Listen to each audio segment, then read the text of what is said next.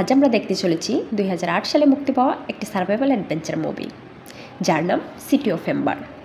So চলেন তাহলে আর দেরি না করে শুরু করা যাক। মুভির শুরুতেই আমরা দেখতে পাই সূর্যের মতো দেখতে আরও একটি সূর্য আমাদের পৃথিবীর কাছে চলে আসে, যার কারণে পৃথিবীর পুরো এনভায়রনমেন্ট চেঞ্জ হতে থাকে। সো বিজ্ঞানীরা বুঝতে পারে এই পৃথিবী বসবাসের উপযুক্ত নয়। তাই কিছু বিজ্ঞানী আর ইঞ্জিনিয়াররা মিলে মাটির অনেক ভেতরে একটা ভিন্ন ধরনের শহর তৈরি করে, আর এই শহরটির নাম দেয় এম্বার সিটি। তারা সেখানে এমন একটা ব্যবস্থা করে যাতে 200 বছরের আগে কেউ পৃথিবীতে ফিরে আসতে না পারে, কারণ তারা গবেষণা করে জানতে পেরেছে প্রায় 200 বছর পর পৃথিবী আবার আগের অবস্থায় ফিরে আসবে। তাই সেই বিজ্ঞানীরা একটি বক্স তৈরি করে আর সেখানে 200 বছরের একটি টাইম সেট করে দেয়, অর্থাৎ 200 বছরের পূর্বে কেউ চাইলেও এই বক্সটি খুলতে পারবে না।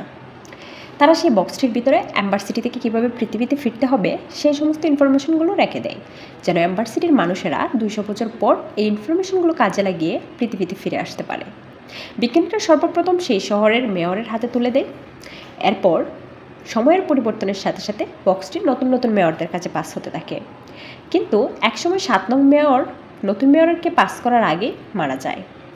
ফলে ধীরে ধীরে সকলে এই বক্সের কথা বলে যায়, আর ঠিক সময় মতো 200 বছর পর সেই বক্সটি খুলে যায়। কিন্তু বক্সটির ভেতরে ঠিক কী রয়েছে সেটা দেখার মতো সেখানে কেউ ছিল না। বক্সটি খুলে যাওয়ার পর আরও অনেক বছর কেটে যায়। এরপর আমরা এম্বার সিটি শহরটিকে আবার দেখতে পাই। এই শহরটিতে বেশ কিছু নিয়মকানুন রয়েছে।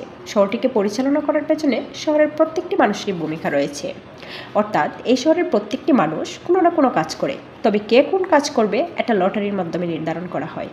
এই এম্বার সিটিতে তেমন কোনো আধুনিক প্রযুক্তি নেই, তাই প্রতিটি কাজই ম্যানুয়ালি অনেক কষ্ট করে করতে হয়, এবং এই শহরের সরাসরি কোনো বৈদ্যুতিক সংযোগও নেই, বরং শহরটির বিভিন্ন স্থানে বড় বড় জেনারেটরের সাহায্যে এই পুরো শহর আলোকিত হয়ে থাকে। এখন এই শহরটি যেহেতু 200 বছরের জন্য বানানো হয়েছিল, তো 200 বছরেরও বেশি হয়ে গিয়েছে, তাই এখানকার সব কিছু দিন দিন অকেজো হয়ে যাচ্ছে।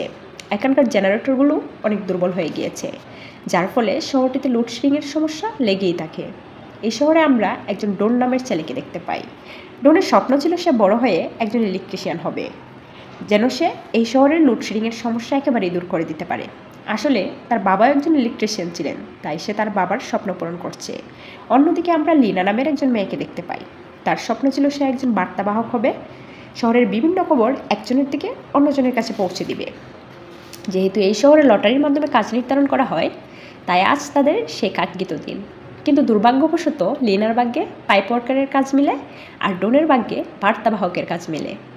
তাই জন্য তাদের দুজনের খুব মন খারাপ হয়। এখন বার্তাবাহকের চেয়ে পাইপ ওয়ার্কার হওয়া অনেক ভালো, আর তাই ডোন লিনার সঙ্গে তাদের নিজেদের কাজ এক্সচেঞ্জ করে নেয়। ডোন পাইপ ওয়ার্কার হলে সে জেনারেটরের কাছে থাকতে পারবে। অন্যদিকে লিনা তার পছন্দ মতো কাজ পেয়ে অনেক খুশি হয়, কারণ তার বার্তাবাহক হওয়ার ইচ্ছা পূরণ হয়েছে। এরপর লিনা অনেক খুশি মন নিয়ে ঘরে গিয়ে তার দাদিকে খবরটা দেয়। তার দাদির অনেক বয়স হয়েছে, এ কারণে তার স্মৃতিশক্তি অনেক কমে গিয়েছে। সে লিনাকে বলে, তোমার বাবার কথাটি তোমার মনে রাখা উচিত।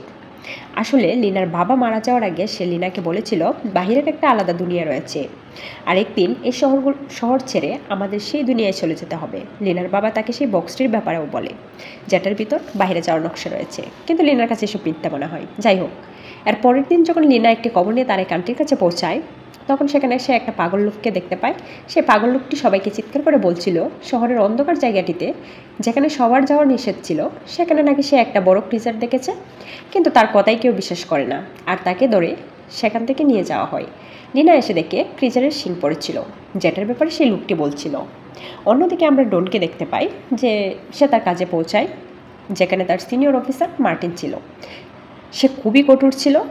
ডোন এখানে এসে বুঝতে পারে তাদের শহর ধীরে ধীরে ধ্বংসের দিকে যাচ্ছে, কারণ শহরের পাইপলাইনগুলোতেও প্রচুর পরিমাণে সমস্যা রয়েছে, আর সেই সমস্যাগুলো সমাধান করার জন্য যে প্রয়োজনীয় সরঞ্জামগুলোর দরকার সেগুলোর একটাও এই শহরে নেই। এই পাইপলাইন আর জেনারেটরগুলো ঠিক করতে গিয়ে এখন পর্যন্ত অনেকের প্রাণ গিয়েছে, তবুও কোনো উন্নতি ঘটেনি। কিন্তু তাদের শহরের এই ভয়াবহ অবস্থা সম্পর্কে শহরের কেউ জানে না।